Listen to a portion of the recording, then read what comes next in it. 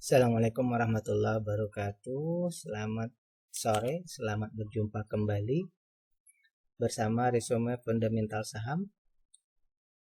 Kita akan membahas laporan keuangan triwulan 1 2024. Kali ini yang kita bahas adalah ISSP atau Steel Pipe Industry of Indonesia Tbk ya. Analisa ini adalah analisa value investing, artinya kita mendasarkan data-datanya kepada laporan keuangan perusahaan, sehingga kita akan mengetahui perkembangan perusahaan ini sampai pada satu titik apakah bisa untuk diinvestasi saat ini atau belum ya. Dan ini hanyalah bahan pemikiran tambahan, bukan perintah untuk melakukan aksi beli atau jual, karena setiap investor itu punya pola dan cara mereka masing-masing ya.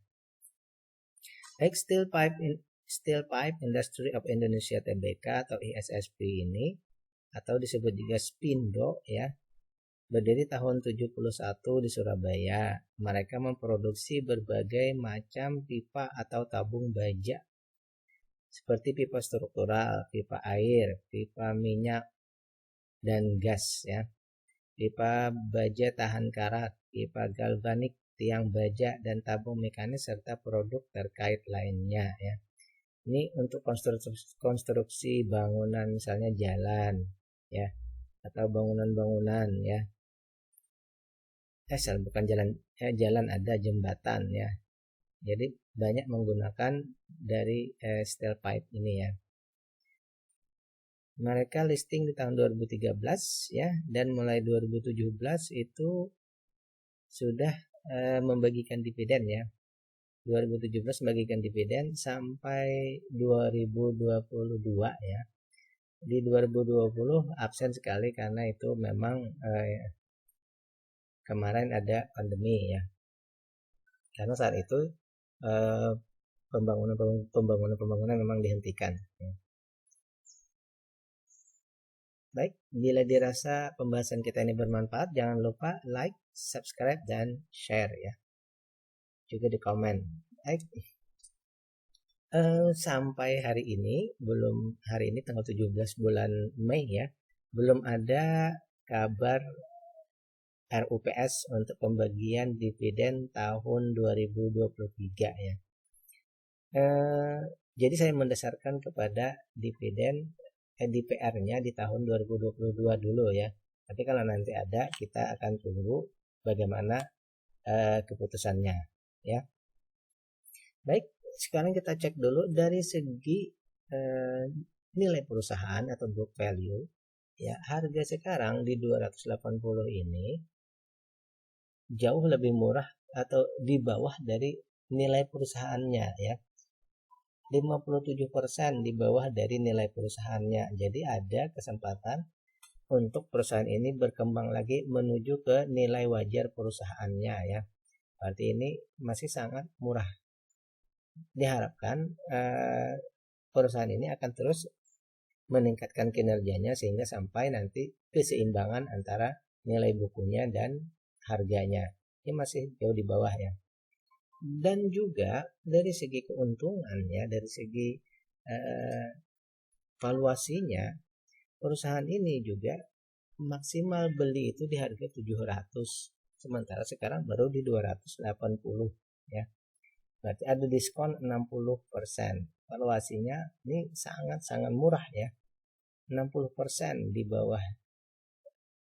bawah dari harga wajarnya. Kalau bahasa kita itu istilahnya kemarin beli satu dapat dua, beli saja sudah untung 60% istilahnya ya. Nah, sayangnya perusahaan ini dengan valuasi yang sangat murah ini, tetapi perusahaan membagikan dividen hanya 13% ya.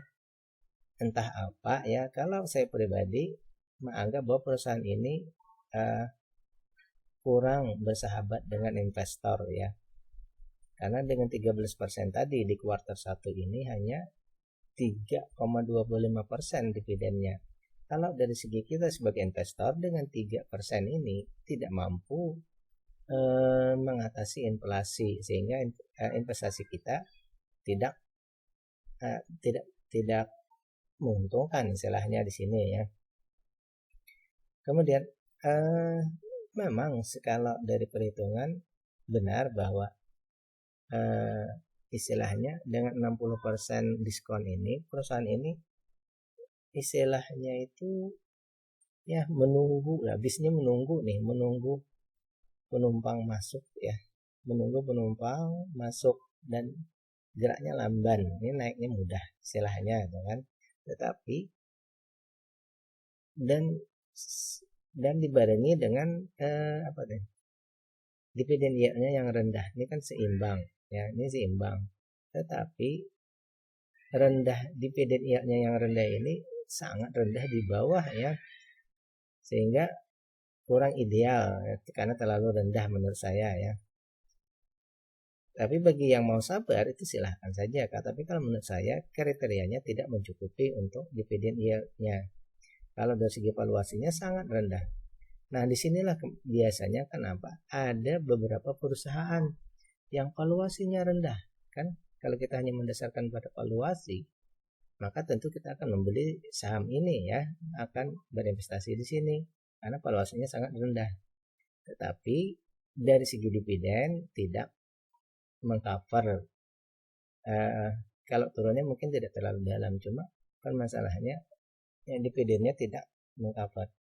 Bisa saja ini istilahnya mungkin ada keengganan para pengendali untuk membagikan dividen kepada investor. Nah ini akhirnya kurang bersahabat dengan investor ya. Oleh karena itu coba kita lihat lagi ke atas dulu ya sebelum kita menyimpulkan. Ternyata DER-nya ini sudah di 51, liability-nya 66. Mungkin di sini juga ada pengaruhnya sehingga meskipun valuasinya sangat murah, tetapi mereka juga harus membayar utang-utang ini. Mungkin oleh karena itu dividennya belum berani terlalu besar ya. Andai mungkin hutang berbunganya ini turun dari 51, mungkin saja nanti kita bisa dividennya lebih besar ya. Mungkin concernnya di situ ya, kenapa harus 13% saja. Kita berharap seharusnya minimal 30% ke atas lah DPR-nya supaya bisa menghasilkan dividen yang lebih besar. Kita cek misalnya 30%.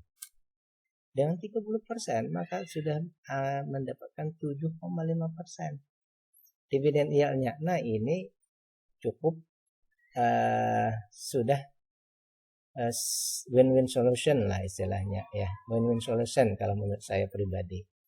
Jadi mungkin kita menunggu RUPS ini ya, menunggu RUPS apa yang terjadi di RUPS tersebut. Bila RUPS itu meningkatkan misalnya tadi ke 30%, maka ini akan layak untuk kita investasi sehingga jadinya dividen valuasinya sangat murah dan dividennya mencukupi ya. Jadi kalau menurut saya ya seharusnya ya, sebaiknya ya pengendali ini meningkatkan DPR-nya ya. Jadi kalau menurut saya pribadi kita tunggu saja apa yang terjadi nanti ya. Ini akan menjadi catatan kita ya, kita catat RUPS-nya. Kalau nanti ada perkembangan selanjutnya tentang dividennya, tentu kita akan update lagi. Sekali lagi, kita mesti menunggu RUPS yang dalam kesempatan itu mereka menaikkan DPR-nya menjadi di atas 30 minimal, sehingga nanti dividen yield-nya menjadi lebih dari 5% ya. Oke. Demikian pembahasan kita. Kalau dirasa bermanfaat, silakan di like, subscribe, dan share ataupun komen juga. Demikian, assalamualaikum warahmatullahi wabarakatuh.